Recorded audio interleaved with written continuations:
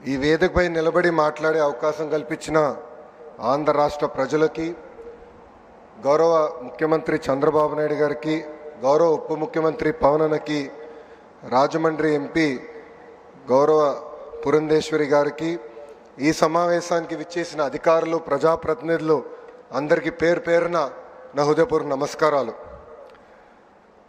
June 4వ తారీఖు నాడు రాష్ట్ర చరిత్రనే మార్చిన రోజు, ప్రజాస్వామ్యం గెలిచిన రోజు. బాబాసాహెబ్ డాక్టర్ బిఆర్ అంబేద్కర్ గారు రాసిన రాజ్యాంగం గొప్పతనం ఏంటో ప్రజలు చూపించిన రోజు. అందరూ కూటమి గెలిచింది, తెలుగుదేశం పార్టీ గెలిచింది, జనసేన పార్టీ గెలిచింది, లేదంటే భారతీయ జనతా పార్టీ గెలిచింది అంటున్నారు. కానీ గెలిచింది కూటమి పార్టీలు కాదు, గెలిచింది ఆంధ్ర రాష్ట్ర ప్రజలు. 94% స్ట్రైక్ రేట్ అంటే 175 స్థానాల్లో 124 స్థానాలు కూటమి కైవసం చేసుకుంది. ప్రజలు రికార్డు బద్దలు కొట్టారు, చరిత్ర తిరిగి రాశారు. ఇది ప్రజా విజయం. రాజ్యాంగం ఎంత గొప్పదైనా దాన్ని అమలు చేసేవారు చెడ్డవారైతే చెడ్డ ఫలితాలు వస్తాయని ఆనాడు డాక్టర్ బిఆర్ అంబేద్కర్ గారు అన్నారు. గత 5 ఏళ్ళ విధ్వంస పాలన మనందరం చూసాం. 10 లక్షల కోట్ల అప్పు చేశారు, ఆంధ్రప్రదేశ్ని అప్పుల ప్రదేశ్గా మార్చేశారు. ఒక కొత్త కంపెనీ తీసుకురాకపోగా ఉన్న కంపెనీల్ని పక్క రాష్ట్రానికి తరిమేసే పరిస్థితి మనందరం చూసాం. దేశంలో ఎక్కడైనా పెట్టుబడులు పెడతాం, కానీ ఒక్క ఆంధ్ర రాష్ట్రంలో మటుకు మేము పెట్టుబడులు పెట్టమని ఆనాడు లూలు సంస్థ ఏకంగా బహిరంగంగా చెప్తాం జరిగింది. అలాంటి పరిస్థితిలో ఆనాడు ఆంధ్ర రాష్ట్రం ఉంది. ఒక్క రోడ్డు వేయలేదు, కనీసం రోడ్డు పైన ఉన్న గుంటలు కూడా ఆనాడు పూడ్చలేదు. ఒక్క సాగునీటి ప్రాజెక్ట్ పూర్తి చేయలేదు. వరంలాగున్న డ్రిప్ ఇరిగేషన్ ఏకంగా ఇచ్చే సబ్సిడీ కూడా రద్దు చేశారు. ఇంకా వెలుగొండ ప్రాజెక్ట్ పూర్తి కాకుండా ముందల్నే జాతికి అంకితం చేసే సందర్భాలు మనం చూసాం. కప్పుడు నీళ్లు పోసి కుప్పంకు నీరు తీసుకొచ్చామని ఆనాటి పాలకులు అన్నారు. కడప స్టీల్ ప్లాంట్కి 2 సార్లు శంకుస్థాపన చేశారు, అక్కడ కనీసం ఒక్క ఇటుక కూడా పడలేదు. ఇంకా విశాఖపట్నంలో ఒక వ్యక్తి బతికేదానికి 700 కోట్లతో ఒక రాయల్ ప్యాలెస్ కట్టుకున్నారు తప్ప విశాఖ ఉక్కు గురించి కానీ అదేవిధంగా రైల్వే జోన్ గురించి ఏనాడు మాట్లాడలేదు. 5 ఏళ్ళు అరాచక పాలన, శంకుస్థాపన చేశారు, అక్కడ కనీసం ఒక్క ఇటుక కూడా పడలేదు. ఇంకా విశాఖపట్నంలో ఒక వ్యక్తి బతికేదానికి 700 కోట్లతో ఒక రాయల్ ప్యాలెస్ కట్టుకున్నారు తప్ప విశాఖ ఉక్కు గురించి కానీ అదేవిధంగా రైల్వే జోన్ గురించి ఏనాడు మాట్లాడలేదు. 5 ఏళ్ళు అరాచక పాలన ప్రజలు చూశారు. ఏకంగా దళితుల్ని చంపి డోర్ డెలివరీలు చేసిన రోజులు ప్రజలు చూశారు. కోవిడ్ సమయంలో మాస్క్ అరిగినందుకు ఒక డాక్టర్ని ఎంత కిరాతకంగా చంపారో ప్రజలు చూశారు. అక్కని వేధించాడని కంప్లైంట్ చేసిన ఒక అమర్నాథ్ గౌడ్ని ఏకంగా పెట్రోల్ పోసి తగలబెట్టి చంపేసిన రోజులు ప్రజలు చూశారు. ప్రశ్నిస్తే లాఠీ దెబ్బలు, కేసులు, అరెస్టులు. ఇంకా విధ్వంస పాలనపై ప్రజలు తిరుగుబాటు చేశారు. అందుకే పెద్ద ఎత్తున కూటమిని ప్రజలు ఆశీర్వదించారు, దీవించారు. సుపరిపాలనలో మనం తొలి అడుగు వేశాం. 5 ఏళ్ళు రాష్ట్ర విధ్వంసం చేసిన వారు ఈరోజు ప్రజాప్రభుత్వం ఏం చేసిందని ప్రశ్నిస్తారు. వాళ్ళని సూటిగా కొన్ని సమాధానాలు చెప్పదలుచుకున్నా. ప్రభుత్వం వచ్చిన తర్వాత ప్రజలు ఈరోజు ప్రశాంతంగా ఉంటున్నారు.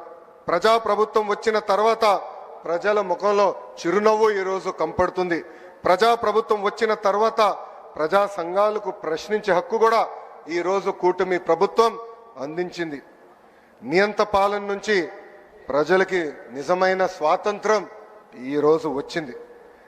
అది అన్ని సాధించామని కూటమి ప్రభుత్వం కాళ్ళు ఎగరేసుకుని తిరగట్లేదు. ఇంకా చేయాల్సిన చాలా పనులు మన ముందర ఉన్నాయి. గత పాలకులు 1000 రూపాయలు పెన్షన్ పెంచేదానికి 5 సంవత్సరాలు తీసుకుంటే మన ముఖ్యమంత్రి గారు తొలి నెలలోనే 1000 రూపాయలు పెన్షన్ పెంచింది మనం చూసాం. దేశంలో ఏ రాష్ట్రం ఇవ్వని విధంగా వృద్ధులకి 4000 రూపాయలు, వికలాంగులకి 6000 రూపాయలు, బెడ్కే పరిమితమైన వారికి 15000 రూపాయలు ఈరోజు కూటమి ప్రభుత్వం అందిస్తుంది. అంటే ఒక పెన్షన్ కార్యక్రమం ద్వారా 34,000 కోట్ల రూపాయలు ఈరోజు కూటమి ప్రభుత్వం ఆర్థిక సహాయం చేస్తుంది. ఇంకా సూపర్ 6 లో ముఖ్యమైన హామీ తల్లికి వందనం. 67,27,164 మంది విద్యార్థులకు మనం తల్లికి వందనం కార్యక్రమం ఇస్తున్నాం. ఈ యొక్క కార్యక్రమం ద్వారా 8,745 కోట్ల రూపాయలు తల్లుల ఖాతాలో డబ్బులు జమ చేశాం. ఇంకా first class, inter first class విద్యార్థులు చేరిన వెంటనే వాళ్ళు కూడా తల్లికి వందనం అందిస్తుంది కూటమి ప్రభుత్వం. గత ప్రభుత్వం పేదవాడికి అన్నం పెట్టే అన్న క్యాంటీన్ని మూసేస్తే కూటమి ప్రభుత్వం ఏర్పడిన మొదటి 100 రోజుల్లో 204 అన్న క్యాంటీన్లు తిరిగి ప్రారంభించాం.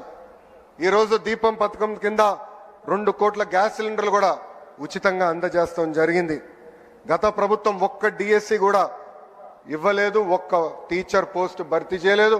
అదే కూటమి ప్రభుత్వం ఏర్పడిన మొదటి సంవత్సరంలోనే 16,347 ఉపాధ్యాయుల పోస్టులు భర్తీ చేసే మెగా డిఎస్సి కూడా ఈరోజు మనం నిర్వహిస్తున్నాం. ఈ నెలలోనే అన్నదాత సుఖీభవ, ఆగస్టు 15కి మహిళలకు ఉచిత బస్ ప్రయాణం. గత పాలకులు ఆస్తులు కొట్టేసేదానికి తీసుకొచ్చిన ల్యాండ్ టైటిలింగ్ యాక్ట్ కూడా కూటమి ప్రభుత్వం రద్దు చేస్తాం జరిగింది. పేదలకి చేయూత ఇవ్వటమే కూటమి ప్రభుత్వం లక్ష్యం. అందుకే గౌరవ ముఖ్యమంత్రి గారు P4 అద్భుతమైన కాన్సెప్ట్ ప్రకటించారు. పేద ప్రజలకి చేయూత అందిస్తమే ఈ P4 కాన్సెప్ట్. బంగారు కుటుంబం మార్గదర్శకులందరికీ నా హృదయపూర్వక ధన్యవాదాలు తెలుపుతున్నా. నేను ఏ రాష్ట్రంకి వెళ్ళినా, కేంద్రంలో ఏ మంత్రిని కలిసినా వాళ్ళందరూ ఒకటే అంటారు, బాబు గారు ఈరోజు ఆలోచించింది దేశం రేపు ఆలోచిస్తుందని. అలాంటి అద్భుతమైన కాన్సెప్ట్ P4 అని సభాముఖంగా మీ అందరికి తెలుపుతున్నా. ఇంకా పవన్ అన్న నాయకత్వంలో పంచాయతీలకి నిజమైన స్వాతంత్రం వచ్చింది. పంచాయతీలకి బకాయిగా ఉన్న 1000 కోట్ల రూపాయల నిధులు నేరుగా పంచాయతీలకు వేసాం. రైతుల నుంచి 56 లక్షల మెట్రిక్ టన్నులు ధాన్యం సేకరించాం. 13,600 కోట్ల రూపాయలు ఈ యొక్క కార్యక్రమం కోసం కూటమి ప్రభుత్వం కూడా చెల్లిస్తాం జరిగింది. ఇంకా పొగాకు, మిర్చి, కొక్కో, మామిడి రైతులు ఇబ్బంది ఉందంటే ప్రభుత్వం యుద్ధ ప్రాతిపదికంగా స్పందించి ఈ రోజుని వాళ్ళని కూడా ఆదుకుంటాం జరిగింది. అభివృద్ధి వికేంద్రీకరణం అనేది కూటమి ప్రభుత్వం ఎజెండా. కేవలం ఒక ఏడాదిలోనే 9.5 లక్షల కోట్ల పెట్టుబడి, వాటి ద్వారా 8 లక్షల మందికి ఉద్యోగాల కల్పన కోసం ఒప్పందాలు కుదిరించుకున్నాం. రాయలసీమను ఒక automotive, electronics, horticulture, renewable energy హబ్గా కూటమి ప్రభుత్వం తీర్చిదిద్దుతుంది. ఏకంగా LG ఎలక్ట్రానిక్స్, రెన్యూ లాంటి సంస్థల్ని రాయలసీమకి ఈ మొదటి సంవత్సరంలో మేము తీసుకొచ్చాం. ఇంకా ప్రకాశం జిల్లాలో రిలయన్స్ CBG ప్లాంట్లు ఏర్పాటు చేస్తున్నాం.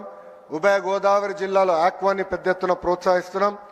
ఉత్తరాంధ్రలో ప్రత్యేకంగా IT, ఫార్మా, మెడికల్ ఎక్విప్మెంట్ తయారీ హబ్గా మార్చేందుకు ప్రభుత్వం అన్ని అడుగులు వేస్తుంది.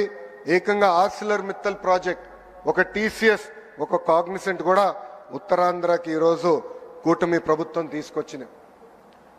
మన ప్రభుత్వం డబుల్ ఇంజిన్ సర్కార్. మన నమో రాష్ట్రం కోరిన అన్ని కోరికలు ఈరోజు తీరుస్తున్నారు. అమరావతి పనులు ఈరోజు డబుల్ స్పీడ్లో పట్టాలు ఎక్కించాం. పోలవరానికి ఏకంగా 12,000 కోట్ల రూపాయలు కేటాయించారు. ఒక విశాఖ ఉక్కు కాపాడేదానికి 11,500 కోట్ల రూపాయలు ఈరోజు మన నిధులు ఇస్తాం జరిగింది. ఇంకా ఉర్వకల్ కొప్పర్తి ఇండస్ట్రియల్ నోడ్కు 5,000 కోట్ల రూపాయలు కేంద్ర ప్రభుత్వం మనకి సహాయం చేసింది. Visakha railway zone, Bhogapuram airport పనులు వేగంగా ఈరోజు జరుగుతున్నాయి. ఇంకా కర్నూలు హైకోర్టు బెంచ్ ఏర్పాటు కోసం కూడా కేంద్ర ప్రభుత్వం సహకరిస్తుంది. ఇది ఈ డబుల్ ఇంజిన్ సర్కార్ వారినే సాధ్యమని దయచేసి ఇక్కడున్న మనందరం గమనించాలని కోరుతున్నాం. నేను విద్యాశాఖ మంత్రిని. నా శాఖలో తీసుకువచ్చిన అనేక సంస్కరణల గురించి కూడా ఒక నిమిషం మీ అందరికి చెప్పదలుచుకున్నా. రాజకీయాలకు అతీతంగా విద్యా వ్యవస్థ ఉండాలని బలంగా నమ్మే ప్రభుత్వం ఈ కుటుంబీ ప్రభుత్వం. గతం పాలనలో ఫోటోలు, రంగుల పిచ్చిలు మనందరం చూసాం. పుస్తకాల పైన, బ్యాగుల పైన, బెల్ట్ల పైన, చివరిగా కోడిగుడ్డు పైన కూడా ఫోటోలు పెట్టే పరిస్థితి. ఏకంగా ఫీ రీంబర్స్మెంట్ నుంచి చిక్కి వరకు 6,500 కోట్ల రూపాయల బకాయిలు మన నెత్తిమీద పెట్టి వాళ్ళు పోయారు. ఇంకా మధ్యాహ్నం భోజనం కూడా ఆనాడు బకాయిలు పెడితే కూటమి ప్రభుత్వం అధికారంలోకి వచ్చిన తర్వాత నాదెండ్ల మనోహర్ గారు నేను కలిసి మధ్యాహ్న భోజనంలో ఈరోజు సన్న బియ్యం కూడా కూటమి ప్రభుత్వం అందజేస్తుంది. స్కూల్ కిట్కి ఏకంగా డాక్టర్ సర్వేపల్లి రాధాకృష్ణ గారి పేరుతో అందిస్తాం కూడా జరుగుతుంది. మారుతున్న కాలానికి తగ్గట్టుగా కేజీ నుంచి పీజీ వరకు కరికులం కూడా మేము మార్చుతున్నాం. బ్యాగ్ బరువు తగ్గించేదానికి సెమిస్టర్ వైడ్ డివైడ్ చేసి ఏకంగా పుస్తకాలు కూడా పిల్లలకి ఈరోజు అందించాం. పుస్తకాల దగ్గర నుంచి చిక్కీల వరకు పార్టీ రంగులు లేవు. ముఖ్యమంత్రి గారు ఫోటో లేదు, విద్యాశాఖ మంత్రి గారు కూడా ఫోటో లేకుండా ఈ పిల్లలకి ఈరోజు కూటమి ప్రభుత్వం అందిస్తుంది. ఇంకా నేను విద్యాశాఖ మంత్రి అయినప్పుడు టెక్స్ట్ బుక్లు చూసా. ఇంటి పనుల ఫోటోలు ఉంటే అన్ని మగవాళ్ళు చేసే ఫోటోలే ఉన్నాయి. అది మారాలని బలంగా నమ్మి ఈ సంవత్సరం టెక్స్ట్ బుక్లో ఇంటి పనుల ఫోటోలు సగం ఆడవాళ్ళు సగం మగవాళ్ళు చేసే పరిస్థితి ఫోటోలు కూటమి ప్రభుత్వం పుస్తకాల్లో కూడా పెడతాం జరిగింది. ఇంతేకాదు మన ప్రభుత్వం ఏర్పడిన నాటికి 1 క్లాస్ 1 టీచర్ కేవలం 1200 ప్రాథమిక పాఠశాలలుంటే జియో 21 ద్వారా ఈరోజు 9,800 పాఠశాలలకి తీసుకెళ్తాం జరిగింది. ఇంకా ఆనాడు ఉపాధ్యాయులందరూ నన్ను కోరారు నా పాదయాత్రలో జియో 117 రద్దు చేయమని. ఈరోజు కూటమి ప్రభుత్వం గర్వంగా చెప్తుంది అధికారంలోకి వచ్చిన తొలి సంవత్సరంలోనే జియో 117 మేము రద్దు చేస్తాం కూడా జరిగింది. ఇంకా ప్రభుత్వ ఉద్యోగస్తులు కూడా ప్రభుత్వానికి గుండెకాయ లాంటి వారు. సిఎస్ గారి దగ్గర నుంచి గ్రామంలో పనిచేస్తున్న చిన్న ఉద్యోగం వరకు గత ఏడాది కాలం చాలా అద్భుతంగా కష్టపడ్డారు.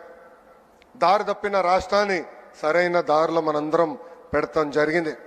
ముఖ్యంగా నా టీచర్లు నాకు అద్భుతంగా సహకరించి ఈరోజు భారతదేశానికి ఒక పారదర్శకంగా నిలబడే పరిస్థితికి తీసుకొచ్చారు. గత ప్రభుత్వంలో మన ఉద్యోగస్తులను ఎట్లా వేడిచ్చారో మనందరం చూసాం. ఉపాధ్యాయులను ఏకంగా లిక్కర్ షాప్ ముందల నిలబెట్టి కాపలాగా నుంచోబెట్టారు. జీతం ఎప్పుడు వస్తుందో తెలియని పరిస్థితి. అలాంటిది కూటమి ప్రభుత్వం ఏర్పడిన తొలి నెల నుంచే 1వ తారీఖు నాడే ఉద్యోగస్తుల జీతాలు కూడా మేము చెల్లిస్తున్నాం. ఏదైనా సమస్య వస్తుంటే కూర్చుని మనందరం మాట్లాడుకుంటున్నాం. సంఘాలకి ఏమైనా ఇబ్బంది ఉందంటే మన తలుపులు తెరిచి వాళ్ళని ఆహ్వానించి కూర్చుని మాట్లాడే పరిస్థితి మనందరం ఈరోజు తీసుకొచ్చాం. నేను ఇప్పటికీ 65 ప్రజా దర్బారులు చేశా. ప్రజలు ఎదుర్కొంటున్న సమస్యలు నేను నేరుగా తెలుసుకుంటున్నా. అవన్నీ నీట్గా డిపార్ట్మెంట్ వారిగా డాక్యుమెంట్ చేసి ఎప్పుడు క్యాబినెట్ మీటింగ్ ఉంటే ఒక 20 నిమిషాల ముందలెళ్ళి ప్రతి మంత్రి గారు కూడా నేను ఆ వివరాలు ఇస్తాం జరుగుతుంది. ఇక్కడున్న మిమ్మల్ని అందరం కూడా నేను కోరుతున్నా, ప్రజలు మన దగ్గరికి వచ్చినప్పుడు ఆప్యాయంగా పలకాలి, కూర్చోబెట్టాలి, వాళ్ళ సమస్యలు పరిష్కరించడానికి మనం ప్రయత్నించాలి. అన్ని సమస్యలు దేవుడు కూడా పరిష్కరించలేరు, కానీ మన వంతు మనం ప్రయత్నించాలని ఇక్కడున్న ప్రభుత్వ ఉద్యోగస్తులందరినీ కూడా నేను కోరుతున్నా. అంతేకాకుండా ఎమ్మెల్యేలు ఎంపీలు కూడా నేను ఒక విషయం చెప్పదలుచుకున్నా. ప్రజలు ఒక పవిత్రమైన బాధ్యతతో మనందరినీ 94% మందిని ఏకంగా గెలిపించారు. మన పైన ఒక బాధ్యత పెంచారు. మనందరం కష్టపడాలా, అహర్నిశలు అందుబాటులో ఉండాలా. మన నియోజకవర్గానికి ఒక విజనింగ్ ఎక్సర్సైజ్ ఈరోజు గౌరవ ముఖ్యమంత్రి గారు ప్రజెంట్ చేయబోతున్నారు. ఆ విజనింగ్ ఎక్సర్సైజ్ అధికారులతో కూర్చుని డెవలప్ చేసి రాబోయే రోజులు అంటే వచ్చే 4 సంవత్సరం మన నియోజకవర్గాన్ని ఎలా అభివృద్ధి చేయాలి అనే దానిపైన అందరం కూర్చుని పనిచేయాల్సిన అవసరం చాలా ఉంది. నేను అనేక కంపెనీల ఓపెనింగ్కి వెళ్ళినప్పుడు కానీ ఫౌండేషన్ స్టోన్ వేసినాక వెళ్ళినప్పుడు అక్కడున్న శాసనసభ్యులందరినీ కోరేది ఒకటే, మనందరం పోటీ పడాలి. మన నియోజకవర్గానికి పెట్టుబడులు తీసుకురావాలి. ఆ పోటీతత్వం వల్లనే మనందరం ముందరికెళ్ళొచ్చు. మన నియోజకవర్గాన్ని మనం అభివృద్ధి చేసుకోవచ్చు. మనం గతంలో చూసాం 151 స్థానాలు 11 అయింది. దానికి కారణం ఒకటే, అహంకారం. అహంకారం మనకు అవసరంలా. ప్రజలకు అందుబాటులో ఉండాలా, వాళ్ళ సమస్యలు తెలుసుకోవాలా, అహర్నిశలు పరిష్కరించే మార్గంలో మనందరం కలిసికట్టుగా నడవాలని ఈ సభాముఖంగా కోరుకుంటూ, సంవత్సరం అయింది. సుపరిపాలన తొలి అడుగు మాత్రమే. చేయాల్సిన అనేక కార్యక్రమాలు ఉన్నాయి. కలిసికట్టుగా చేద్దాం. అన్ని రంగాల్లో భారతదేశంలోనే ఆంధ్రప్రదేశ్ని నంబర్ 1 చేసే బాధ్యత ఇక్కడ కూర్చున్న మనందరిపైన ఉందని ఈ సభాముఖంగా తెలుపుకుంటూ, నాకు ఇంత అద్భుతమైన అవకాశం ఇచ్చిన గౌరవ ముఖ్యమంత్రి చంద్రబాబు నాయుడు గారికి, ఉప ముఖ్యమంత్రి పవన్ అన్నకి, బీజేపీ రాష్ట్ర అధ్యక్షురాలు పురంధేశ్వరి గారికి నా హృదయపూర్వక ధన్యవాదాలు తెలుపుకుంటూ మీ అందరి దగ్గర నుంచి సెలవు తీసుకుంటున్నా. నేను ఇప్పుడు వందే చెప్తాను, మీరు మాత్రం చెప్పాలి. వందే వందే. జై హింద్, జై హింద్. అందరికి నమస్కారం. చూసారు కదండి. మరి ఈ వీడియో కనుక మీకు నచ్చినట్లయితే ఒక లైక్ కొట్టేసి మీ అభిప్రాయాన్ని కూడా కామెంట్ బాక్స్లో తెలియజేస్తూ ఇలాంటి ఇంట్రెస్టింగ్ అప్డేట్స్ కోసం మా ఛానల్ని సబ్స్క్రైబ్ చేసుకోండి.